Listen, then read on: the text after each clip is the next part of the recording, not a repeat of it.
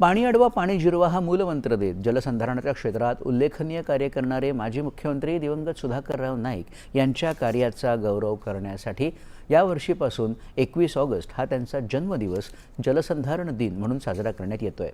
शाश्वत विकासासाठी मृतसंधारण आणि जलसंधारणाच्या जनजागृतीसाठी आज राज्यभरात महावॉकेथॉन 2026 वॉक फॉर वॉटर हा उपक्रम आयोजित केला आहे। सुरक्षित भविष्यासाठी माती वाचवा पाणी वाचवा ही यावर्षीची संकल्पना असून पाणी अडवा पाणी जिरवा जलयुक्त महाराष्ट्र घडवा हे घोषवाक्य आहे। यानिमित्त प्रत्येक जिल्ह्यात आयोजित 3 किलोमीटर चालण्याच्या स्पर्धेतून एक पाऊल तुमचं एक थेंब भविष्यासाठी हा संदेश देण्यात येतो आहे। मुंबईतील वरळी इथं मृद आणि जलसंधारण मंत्री संजय राठोड यांच्या प्रमुख उपस्थितीत महावॉकेथॉनचं आयोजन करण्यात आलं। विधान परिषदेचे उपसभापती सचिन अहिर यांच्यासह राज्यमंत्री इंद्रनील नाईक आणि माजी क्रिकेटपटू इरफान पठाण यावेळी उपस्थित होते।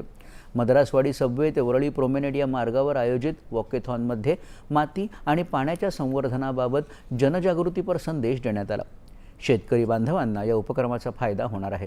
त्याचबरोबर जमिनीचा पोत सुधारण्यासह भूजल पातळी वाढण्यासही मदत होईल असं संजय राठोड यावेळी म्हणाले। की आज आमचा महाराष्ट्रातला शेतकरी बांधव हा ज्या पद्धतीने वेगवेगळ्या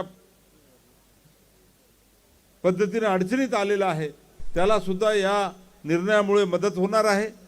आज जमिनीचं पोत जी आहे ती सुधारण्यासाठी मदत होणार आहे।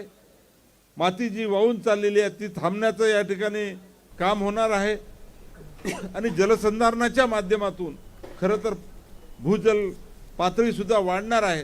आणि हे महत्त्वपूर्ण खऱ्या अर्थानं एक कार्यक्रम या ठिकाणी आमच्या विभागाने घेतला। या अभियानाच्या माध्यमातून भविष्याच्या दृष्टीने चांगला संदेश देण्यात येत असल्याची प्रतिक्रिया इरफान पठाण यांनी यावेळी दिली।